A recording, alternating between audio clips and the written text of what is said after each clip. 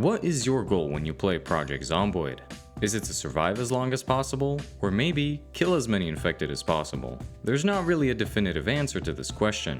However, I think we can all agree that there's no real way to fully complete the game. So today, let's do just that. Time to set the scene. We have one character with no profession, no positive nor negative traits. A clean slate, you can say. That character spawns in a sandbox world that is perfect, meaning there exists at least one of each item and vehicle with these options turned off. I will tell you why later. And when he does spawn, he has only one goal: to do everything there is to do in Project Zomboid. Let's start off with one of the most obvious things to do when trying to 100% the game. The skills. We have a wide variety of them and some are a real pain to level up. However, our player here is also perfect. He knows the best ways to grind each skill without getting bored or tired. Since he doesn't have an occupation or any traits, he will not be getting any additional XP for leveling up. So he has to resort to other means of getting bonus XP, which directly leads us to reading all of the 120 skill books, 83 recipe magazines, watching 28 shows and 16 VHS tapes that give bonus XP as he's leveling up. As he's doing all the crafting, farming and surviving, grinding his way to reach max stats, he also does his fair share of exercising, running and sneaking around zomboids in between. When nearing level 10 for all these skills, by then he would have planted and grown all 51 crops and plants.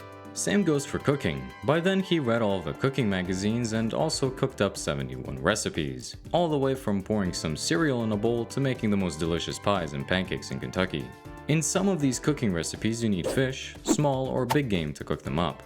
So to add to the completion, our character has also fished all 8 types of fish, trapped all 5 types of small game, foraged for all 17 insects, and also tracked, hunted down, and butchered all 5 big game and livestock animals. Whilst on his difficult journey, our character suffered quite a few injuries. Scratches, lacerations, burns and fractures. But to be fully deserving of level 10 first aid, our character has to suffer all 10 types of these injuries, except for bullet wounds and bites on each part of the body, and treat them accordingly. Waiting for his wounds to heal will take quite a long time, because healing one fracture and burn at a time would be the safest way to not die. So he stocks up on all the 57 regular magazines, 48 hardcover books, 58 paperback books, 12 leather-bound books, 7 hollow books, 55 seed packets, 8 schematics, 15 maps, 39 miscellaneous items, 19 writable items, 125 annotated maps, 108 home VHS tapes, 40 retail VHS tapes,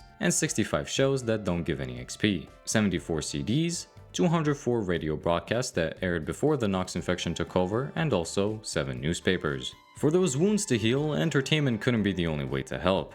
That's why our character also stocked up on all 47 drinks and 579 food items that there is, except for their rotten or spoiled and burnt counterparts. After that's done, it's time to finish up the crafting segment of the skills. With all the possibilities to build, weld, tailor, nap, carve, fix, mason, and pot, our character has to do everything associated with these skills. With carpentry, he has to build all 97 buildables, weld together 24 buildables, blacksmith 102 items, tailor all 89 items that don't require any other skill, nap all 10 tools, carve all 47 items, fully disassemble a heavy-duty, standard, and sports car and reassemble them back together, make all 8 glass objects, build 26 buildables and items out of stones and bricks, pot 17 objects, engineer 15 traps and 10 bombs, and disassemble anything associated with electricity. Now we can move on to the weaponry. Maintenance is a pretty hard skill to level up.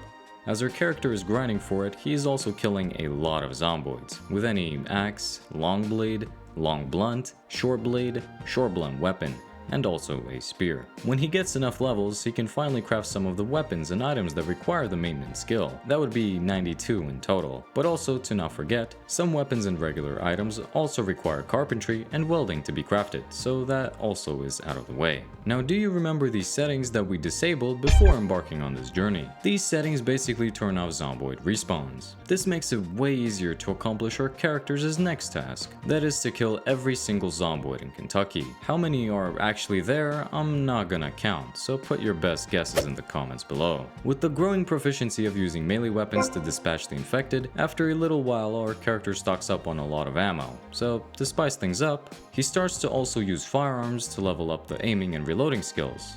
and to also aid in the cleaning process. Whilst annihilating the disease that plagued Kentucky, our character visited his fair share of farms, towns, and cities. So whilst picking off the remaining infected, he also discovers the rest of the map that wasn't already discovered by looking at the annotated and regular maps. Every nook and cranny, no part left unfilled. All of the traveling to different towns couldn't be possible without a vehicle, so to really show how much dedication our character has put into completing the game, he finds all 150 different cars. For example, all of the different Franklin Valley lines with every different company logo. After some time, all of the infected have been cleared out. Not really much life is left in Kentucky, except maybe for anything that is feeding off the many corpses that were left behind by our dear friend. Now that there is no more danger lurking around every corner, our character can finally start to collect every single item that exists in the game and is actually possible to obtain. All items from these categories, no matter if they were crafted or gathered already. Ammo, animal parts, appearance, camping,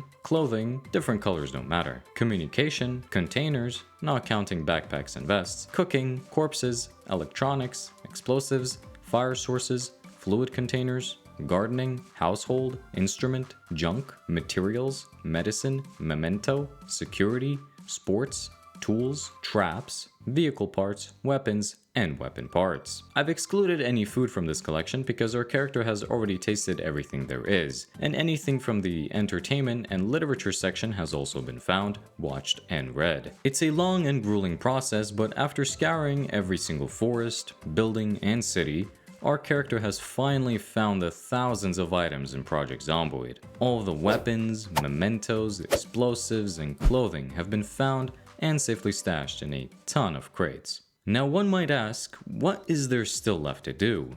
Surely everything has been achieved already. Every skill is unlocked, every item is crafted and found, every zomboid is killed, and so many other things. Our character is only going to be satisfied when everything is said and done. And there are a couple of more, some might even say, absurd things left to do. One of them is taking an axe, or in this case, a lot of axes, and chopping down every single tree on the map. Basically deforesting Kentucky. Since you can chop down one tree, why not just finish what you started and cut down the rest? Most likely decades pass before our character finally chops down his final tree. However, in that lengthy time frame, more trees might have sprouted, but it only needed to be done once. We are not done yet. There is still so much destruction left to do. Time to take out our trusty sledgehammers and destroy every single wall, roof, window, door, and furniture that was built by mankind. Completely level all of the houses, buildings, and businesses to the ground, making sure that Kentucky becomes a flat, empty place where there's actually nothing left to do. So much time has already passed. Maybe Build 43 has already been released. Every single swing was progress towards completion, and it's finally done. Our character can sit down, take a look at what he took away from this beautiful and at the same time horrible land, and think for the last time, is everything actually completed? Has he achieved 100%? I'll leave that thought to you, but nobody should forget that Sam J is the only one who took part in this difficult journey and lived to tell the tale.